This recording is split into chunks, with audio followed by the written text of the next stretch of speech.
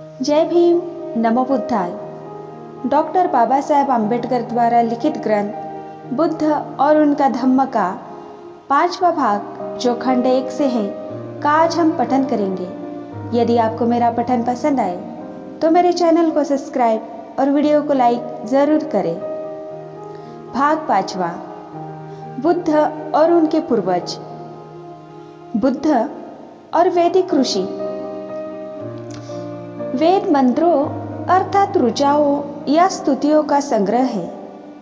इन ऋचाओं का उच्चारण करने वालों को ऋषि कहते हैं। मंत्र देवताओं को संबोधन करके की गई प्रार्थनाओं के अतिरिक्त कुछ नहीं है। जैसे इंद्र, वरुण, अग्नि, सोम, ईशान, प्रजापति, ब्रह्म, महर्षि, यम तथा अन्य। प्रार्थनाएं प्रायः शत्रु से रक्षा व शत्रुओं के विरुद्ध सहायता प्राप्त करने के लिए है, धन प्राप्ति के लिए है, भक्तों से भोजन, मांस और सुरा की भेंट स्वीकार करने के लिए है। वेदों में दर्शन की मात्रा कुछ विशेष नहीं है, लेकिन कुछ वैदिक ऋषियों के गीत हैं जिनमें कुछ दार्शनिक ढंग की काल्पनिक उड़ान दिखाई देती है। इन वैदिक ऋषियों के नाम हैं अघमर्षण, प्रजापति परमेष्टि, ब्रह्मणस्पति व बृहस्पति, अनिल, दीर्घतमा, नारायण, हिरण्यगर्भ तथा विश्वकर्मा। इन वैदिक दार्शनिकों की मुख्य समस्याएं थी यह संसार कैसे उत्पन्न हुआ, अलग अलग चीजें कैसे उत्पन्न की और किसने व्यवस्था की, यह संसार किसमें से उत्पन्न हुआ और फिर किसमें विलीन हो जाएगा। अघमर्षण का कथन था कि संसार की उत्पत्ति तपस यानी ताप से हुई है। तपस्वी वह नित्य तत्व है जिससे नित्य धर्म और ऋतु उत्पन्न हुई है। इन्हीं से तम की उत्पत्ति हुई है, तम से जल की उत्पत्ति हुई है और जल से काल की, काल से सूर्य तथा चंद्रमा पैदा हुए तथा देव और पृथ्वी ने जन्म धारण किया। काल ने ही अंतरिक्ष को, प्रकाश को जन्म दिया तथा रात और दिन की व्यवस्था की। ब्रह्मणस्पति की कल्पना थी कि सृष्टि असत के सत रूप में आई। असत से कदाचित उसका आशय अनंत से था। सत मूल रूप से असत से ही उत्पन्न हुआ। समस्त सत का मूलाधार असत ही था और उस समस्त भावी सत का जो इस समय असत है। प्रजापति परमेष्टि ने जिस समस्या को उठाया वह थी कि क्या सत की उत्पत्ति असत से हुई। उसका मत था कि इस प्रश्न का प्रस्तुत विषय से कोई संबंध नहीं। उसके मत के अनुसार समस्त जगत का मूलाधार जल है। उसकी दृष्टि से जो जगत का मूलाधार जल है वह न सत के अंतर्गत आता है और न असत के। परमेष्टि ने जड़ तत्व और चेतना को लेकर कोई विभाजक रेखा नहीं खींची। उसके मत के अनुसार किसी निहित तत्व के ही कारण जल भिन्न भिन्न वस्तुओं का आकार ग्रहण करता है। उसने इस निहित तत्व को काम कहा है, विश्वव्यापी इच्छा शक्ति। एक दूसरे वैदिक दार्शनिक का नाम था अनिल। उसके लिए वायु ही मुख्य तत्व था। इसमें चलन अंतर्निहित था, इसी में उत्पन्न करने की शक्ति है। दीर्घतमा का मत था कि अंत में सभी चीजों का मूलाधार सूर्य है। सूर्य अपनी अंतर्निहित शक्ति से ही आगे पीछे सरकता है। सूर्य किसी भूरी शक्ल के पदार्थ से निर्मित है और वैसे ही विद्युत तथा अग्नि, सूर्य, विद्युत और अग्नि में जल का बीजांकुर विद्यमान है और जल पौधों का बीजांकुर है। ऐसा ही कुछ दीर्घतमा का मत था। नारायण के मत के अनुसार पुरुष ही जगत का आदि कारण है। पुरुष से ही सूर्य, चंद्रमा, पृथ्वी, जल, अग्नि, वायु, अंतरिक्ष, आकाश, क्षेत्र, ऋतु, वायु के जीव, सभी प्राणी, सभी वर्गों के मनुष्य तथा सभी मानवीय संस्थान उत्पन्न हुए हैं। हिरण्यगर्भ सिद्धांत की दृष्टि से हिरण्यगर्भ परमेष्टि और नारायण के बीच था। हिरण्यगर्भ का मतलब है स्वर्णगर्भ। यही विश्व की वह महान शक्ति थी जिसे तमाम दूसरी पार्थिव तथा दिव्य शक्तियों तथा अस्तित्व का मूल स्रोत माना जाता था। हिरण्यगर्भ का अर्थ अग्नि भी है। अग्नि ही है जो सौर मंडल का उपादान कारण है, विश्व की उत्पादक शक्ति। विश्वकर्मा की सृष्टि में यह मानना कि जल ही हर वस्तु के मूल में है और जल ही से समस्त संसार की उत्पत्ति हुई है, ऐसा समझना और यह समझना कि संचरण उसका स्वभाव धर्म ही है, योग्य नहीं था। यदि हम जल को ही मूल उपादान माने तो पहले हमें यह बताना होगा कि जल की उत्पत्ति कैसे हुई और जल में यह उत्पादक शक्ति कहाँ से आई और पृथ्वी, आप, तेज आदि की यह शक्तियाँ, अन्य नियम और शेष सब कुछ कैसे अस्तित्व में आए। विश्वकर्मा का कहना था कि पुरुष ही है जो सब किसी का मूलाधार है। पुरुष आदि में है, पुरुष अंत में है। वह इस दृश्य संसार के पहले से है। इन सभी विश्व शक्तियों के अस्तित्व माने के भी पहले से उसका अस्तित्व है। अकेले पुरुष द्वारा ही यह विश्व उत्पन्न है और संचलित है। पुरुष एक और केवल एक है, वह अज है और उसी में सभी उत्पन्न चीजों का निवास है। वही है जिसका चेतस भी महान है और सामर्थ्य भी महान है। पिता की हैसियत से उसने हमें उत्पन्न किया और यमराज की तरह वह हम सबके अंत से परिचित है। बुद्ध सभी वैदिक ऋषियों को आदरणीय नहीं मानते थे।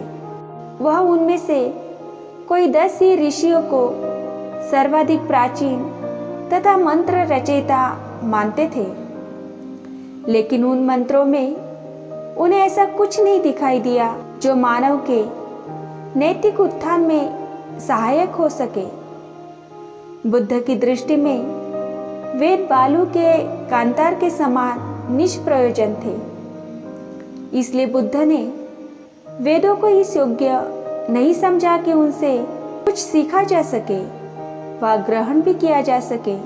इसी प्रकार बुद्ध को वैदिक ऋषियों के दर्शन में कुछ भी सार दिखाई नहीं देता था। निसंदेह उन्हें सत्य की खोज थी। वे उसे अंधेरे में टटोल रहे थे, किंतु उन्हें सत्य मिला न था।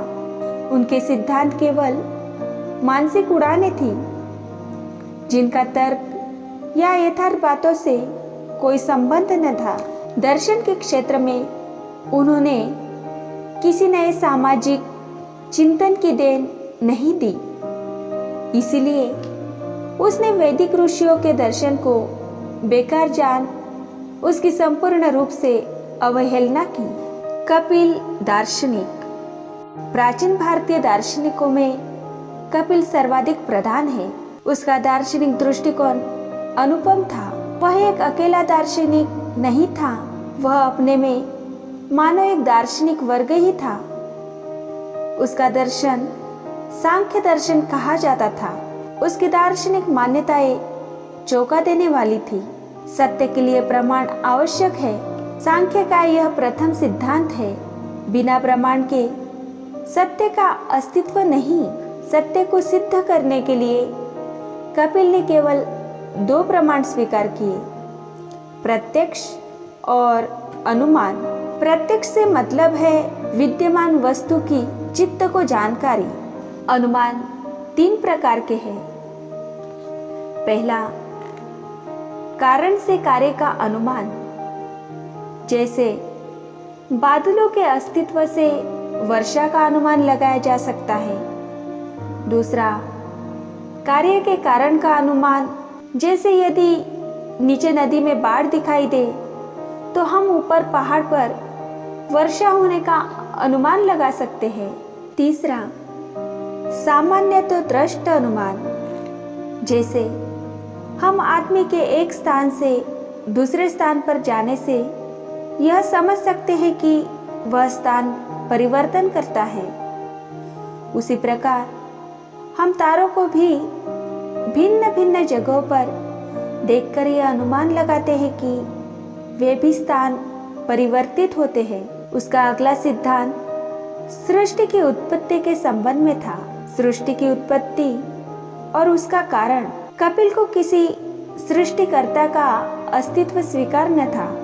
उसका मत था कि उत्पन्न वस्तु पहले से ही अपने कारण में विद्यमान रहती है, जैसे मिट्टी से बर्तन बनता है अथवा धागों से एक कपड़े का टुकड़ा बनता है।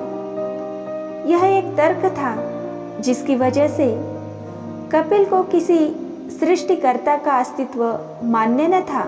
उसने अपने मत के समर्थन में और भी तर्क दिए हैं। असत कभी किसी कार्य का कारण नहीं हो सकता।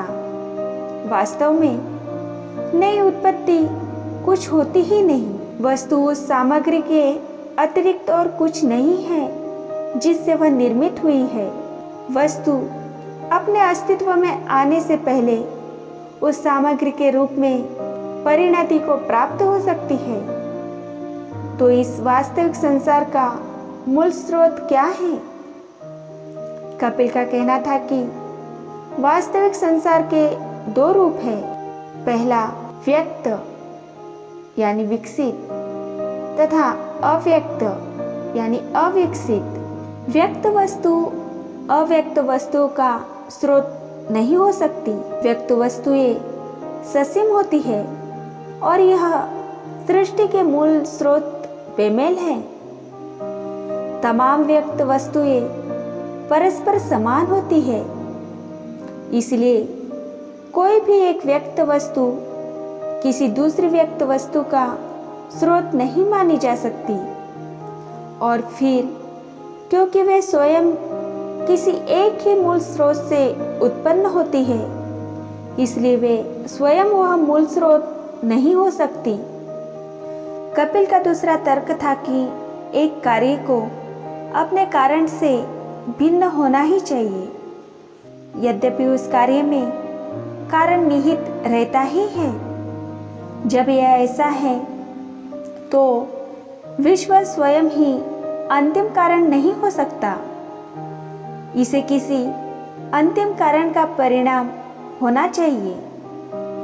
जब पूछा गया कि अव्यक्त की अनुभूति क्यों नहीं होती, इसकी कोई भी क्रिया इंद्रिय गोचर क्यों नहीं होती, तो कपिल का उत्तर था, यह अनेक कारणों से हो सकता है। हो सकता है अनेक दूसरी अति सूक्ष्म वस्तुओं की तरह जिनकी सीधी अनुभूति नहीं होती, इसकी भी अनुभूति न होती हो, अथवा किसी तादृश वस्तु की मिलावट हो, अथवा किसी तीव्रतर वेदना के कारण अनुभूति न होती हो, अथवा अंधेपन व किसी अन्य इंद्रिय दोष के कारण अनुभूति न होती हो। यह अनेक कारणों से हो सकता है। हो सकता है अनेक दूसरी अति सूक्ष्म वस्तुओं की तरह जिनकी सीधी अनुभूति नहीं होती, इसी की भी अनुभूति न होती हो, अथवा किसी तादृश वस्तु की मिलावट हो, अथवा किसी तीव्रतर वेदना के कारण अनुभूति न होती हो, अथवा अंधेपन व किसी अन्य इंद्रिय दोष के कारण अनुभूति न होती हो अथवा दृष्टा के मस्तिष्क की विकलता के ही कारण अनुभूति न होती हो। जब पूछा गया कि विश्व का मूल स्रोत क्या है, विश्व के व्यक्त रूप अथवा अव्यक्त रूप में क्या अंतर है, कपिल का उत्तर था, व्यक्त रूप का भी कारण होता है तथा अव्यक्त रूप का भी कारण होता है, लेकिन दोनों के मूल स्रोत स्वतंत्र है और उनका कोई कारण नहीं।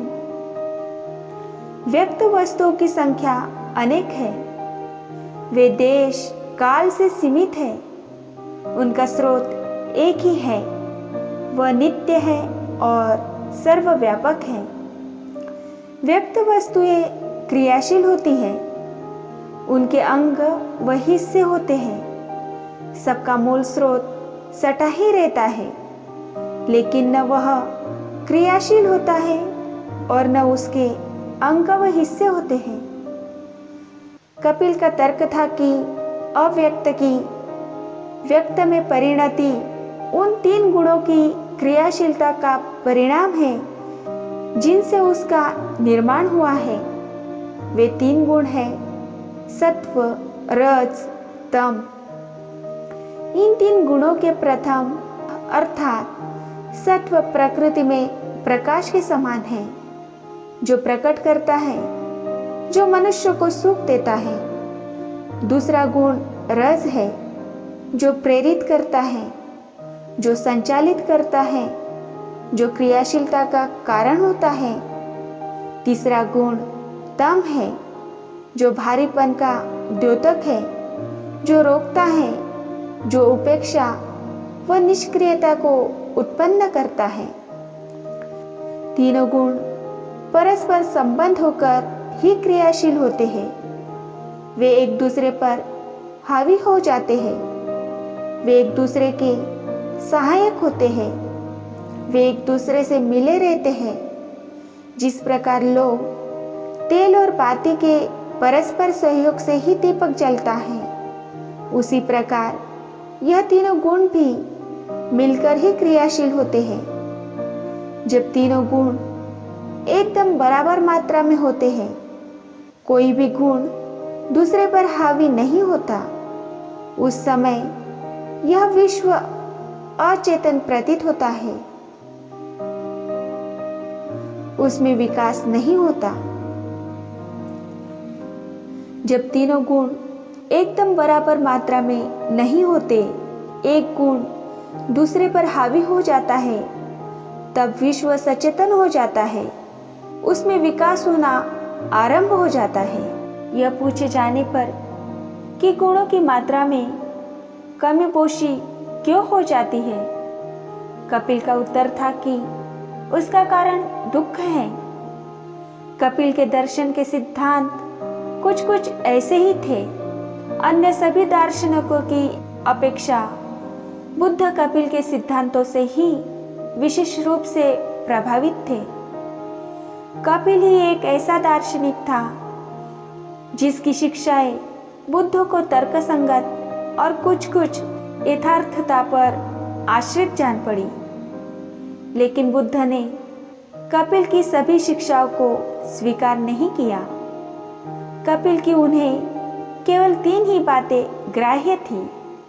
उन्हें यह बात मान्य थी कि सत्य प्रमाणाश्रित होना चाहिए, यथार्थता का आधार बुद्धवाद होना चाहिए। उन्हें यह बात मान्य थी कि किसी ईश्वर के अस्तित्व वो उसके सृष्टिकर्ता होने का कोई तर्कानुकूल व यथार्थता मिश्रित कारण विद्यमान नहीं है। उन्हें यह बात मान्य थी कि संसार में दुख है।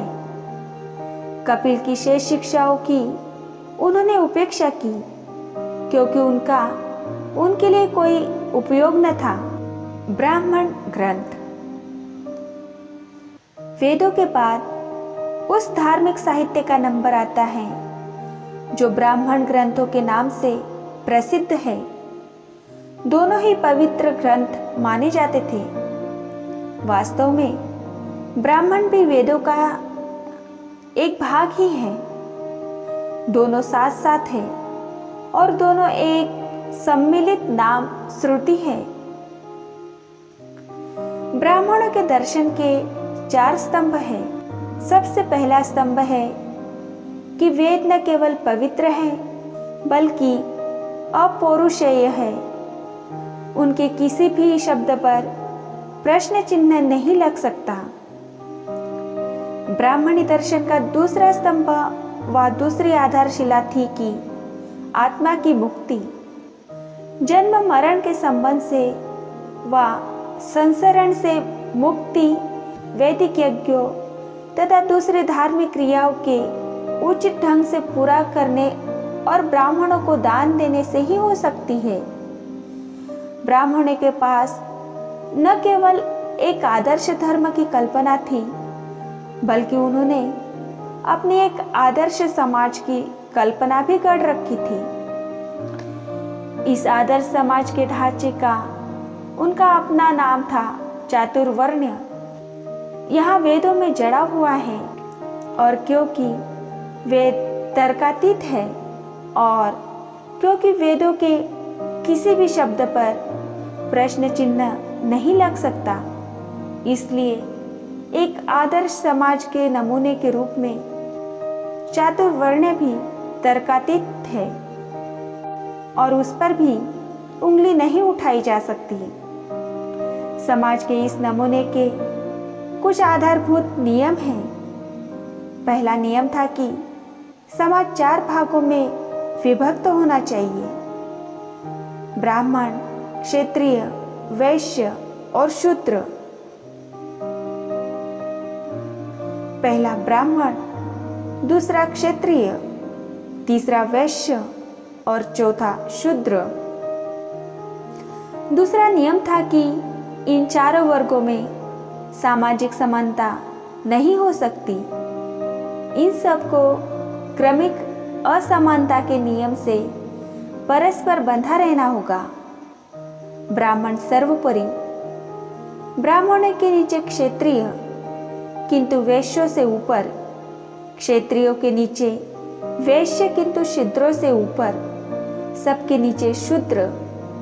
यह 4 वर्ग अधिकार और विशेष सुविधाओं के मामले में एक दूसरे से समानता का दावा नहीं कर सकते थे।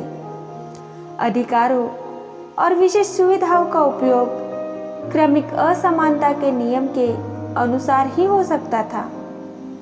ब्राह्मण को वह सभी अधिकार और विशेष सुविधाएं प्राप्त थी जिनकी वह इच्छा कर सकता था, लेकिन एक क्षत्रिय उन्हीं अधिकारों और विशेष सुविधाओं की मांग नहीं कर सकता था जो एक ब्राह्मण को प्राप्त थी।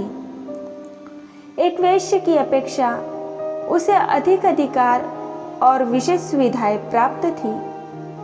वैश्य को एक शूद्र की अपेक्षा अधिक अधिकार और सुविधाएं प्राप्त थी, लेकिन वह उन्हीं अधिकारों और विशेष सुविधाओं की मांग नहीं कर सकता था जो एक क्षत्रिय को प्राप्त थी। और जहाँ तक शूद्र की बात है, उसे किसी विशेष सुविधा का तो कहना ही क्या, कोई अधिकार ही प्राप्त नहीं था।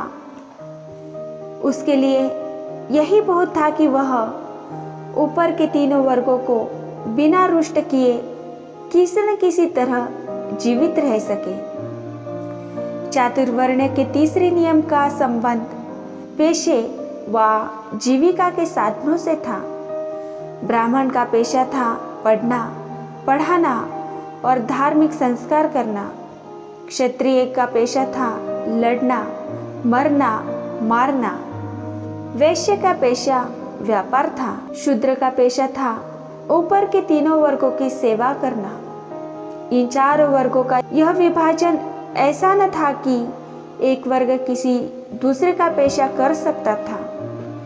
कोई भी एक वर्ग किसी दूसरे के पेशे में दखल न दे सकता था। चातुर्वर्ण्य का चौथा नियम शिक्षा के अधिकार से संबंधित था। चातुर्वर्ण्य नमूने के अनुसार केवल पहले 3 वर्ग ब्राह्मण, क्षत्रिय और वैश्य ही शिक्षा के अधिकारी थे। शूद्रों के लिए शिक्षित होना निषिद्ध था। इस चातुर्वर्ण्य के नियम ने केवल शूद्रों के ही शिक्षित होने को वर्जित नहीं किया था, बल्कि सभी स्त्रियों के शिक्षित होने को वर्जित किया था, जिनमें ब्राह्मणों, क्षत्रियों, वैश्यों तथा शूद्रों की भी स्त्रियां शामिल थी। एक 5वां नियम भी था। इसके अनुसार आदमी के जीवन के 4 हिस्से किए गए थे।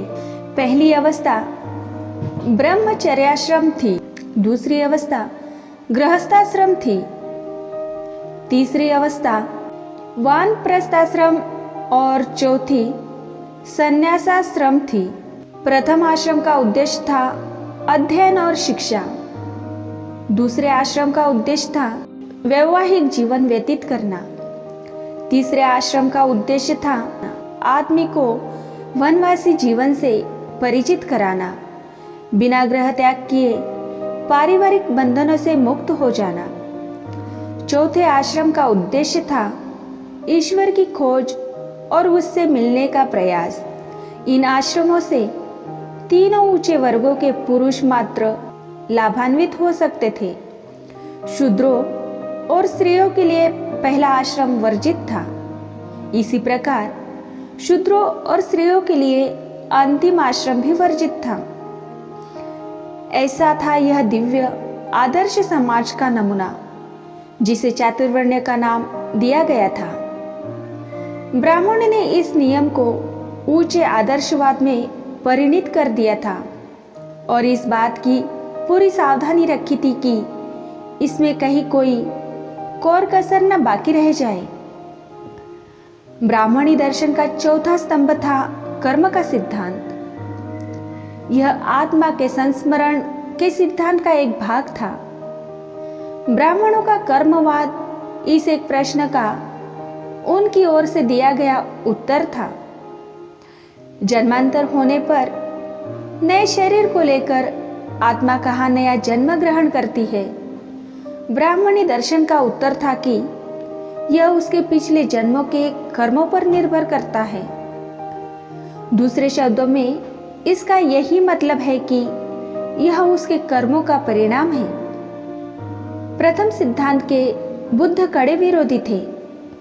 उन्होंने ब्राह्मणों के इस सिद्धांत का खंडन किया कि वेद अपौरुषेय है और उन पर प्रश्न चिन्ह नहीं लग सकता।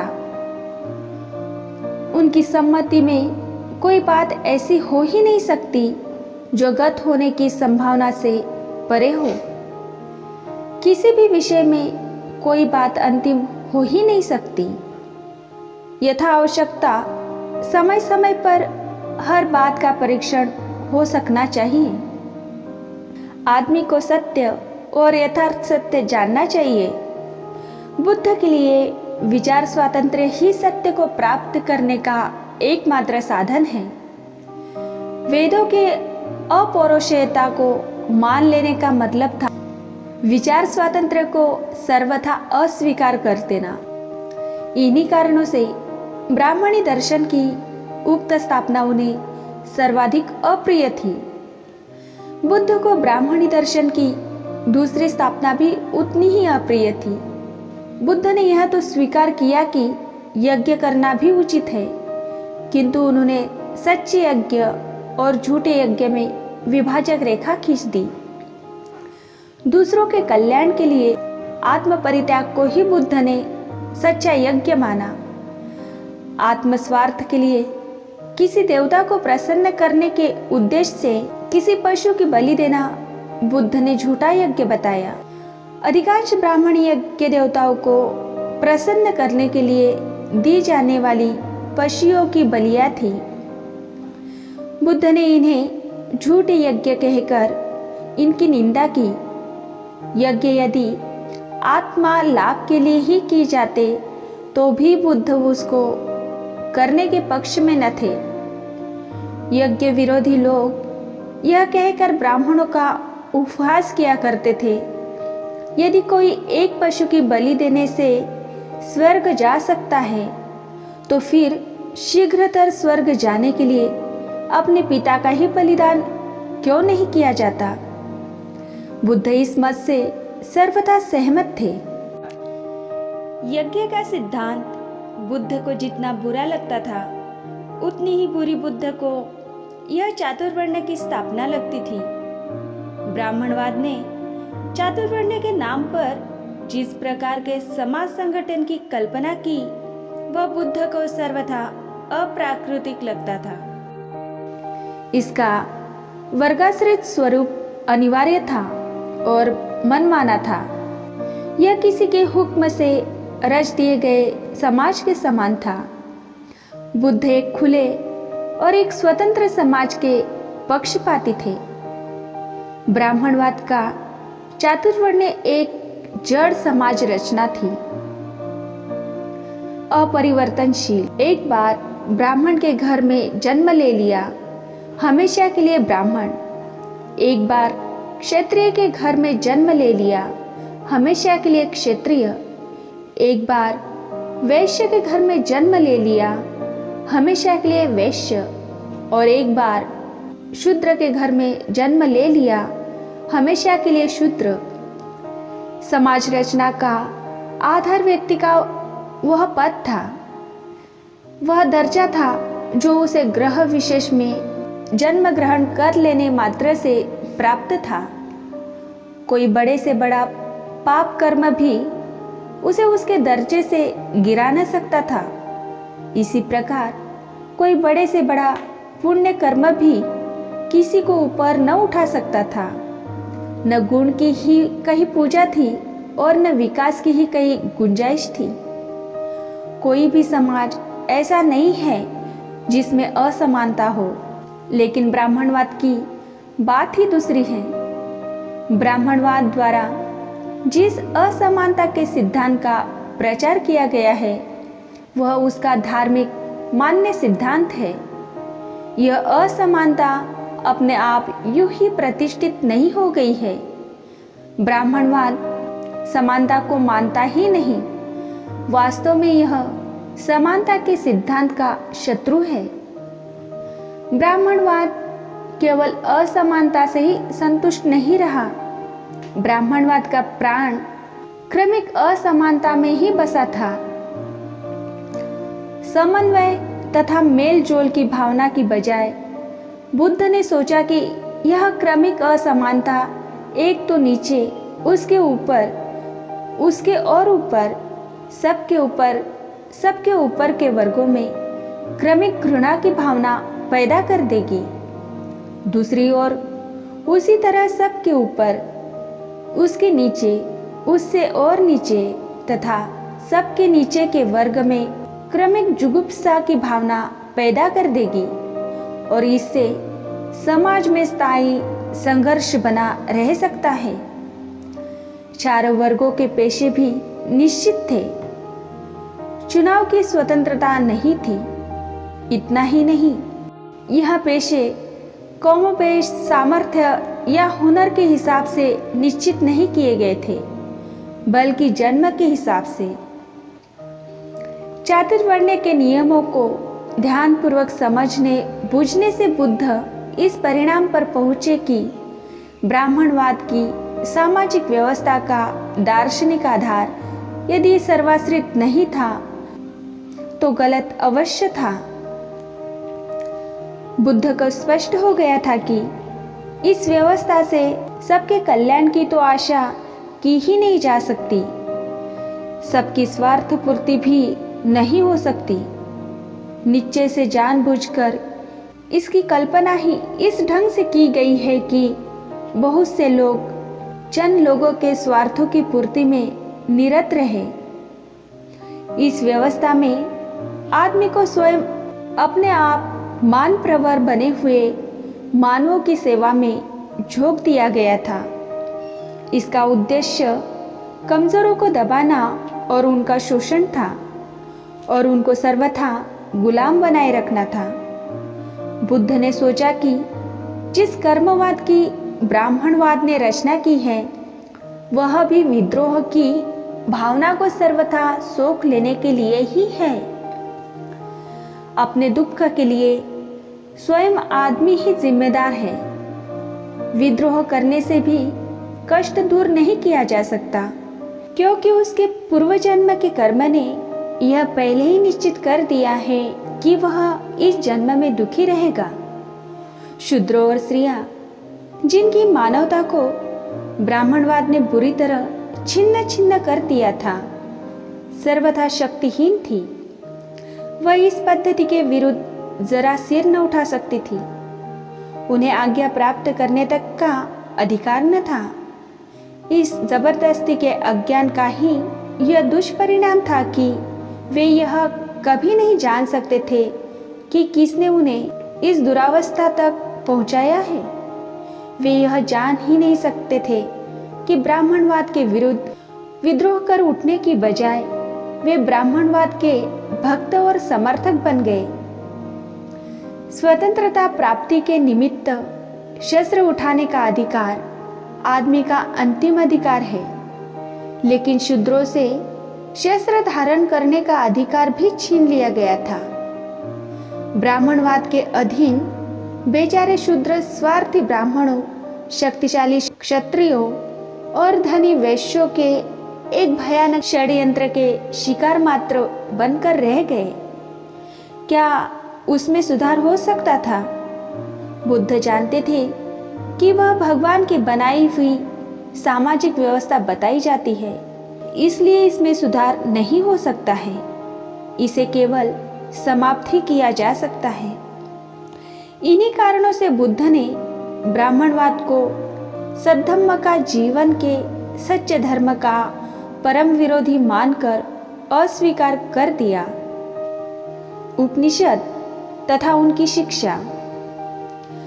उपनिषद भी वैदिक वाग्मय का एक हिस्सा माने जाते हैं। यह वेद का हिस्सा नहीं है, यह श्रुति बाह्य से है। यह सब होने पर भी यह धार्मिक वाग्मय का एक हिस्सा है।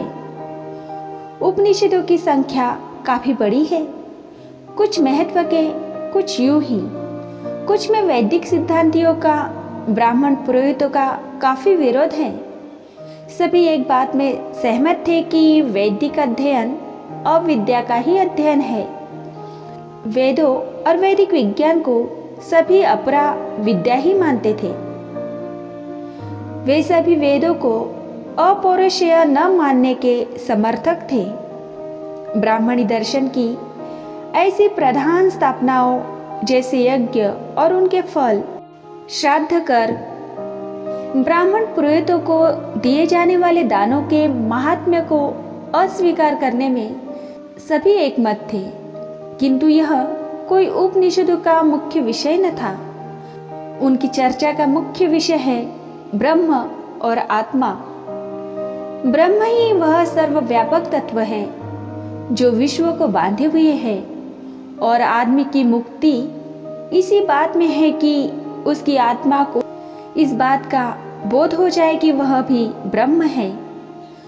उपनिषदों की मुख्य स्थापना यही थी कि ब्रह्म ही सत्य है तथा आत्मा को इस बात का बोध नहीं होता कि वह ब्रह्म है।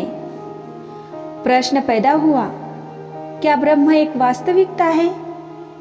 उपनिषदों की सारी स्थापना इस एक प्रश्न के उत्तर पर निर्भर करती है।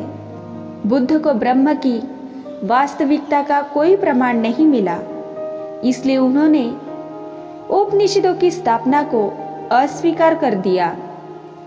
ऐसा नहीं है कि स्वयं उपनिषदों के रचयिताओं से इस बारे में प्रश्न न पूछे गए हो, वे पूछे गए थे। इस तरह के प्रश्न याज्ञवल्क्य जैसे महान ऋषि से भी पूछे गए थे, जिसका बृहदारण्यक उपनिषद में उतना महत्वपूर्ण स्थान है। उससे पूछा गया था, ब्रह्म क्या है, आत्मा क्या है? याज्ञवल्क्य इतना ही उत्तर दे सका था, मैं नहीं जानता, मैं नहीं जानता, नेति नेति। बुद्ध को शंका थी कि जिसके विषय में कोई कुछ जानता ही नहीं, वह वास्तविकता कैसे हो सकती है। इसलिए उन्होंने उपनिषदों की स्थापना को भी शुद्ध कल्पना समझकर अस्वीकार कर दिया। और इसी के साथ ही हमारा खंड 1 से 5वें भाग का पठन यहाँ पर समाप्त होता है। जय भीम, नमो बुद्धाय।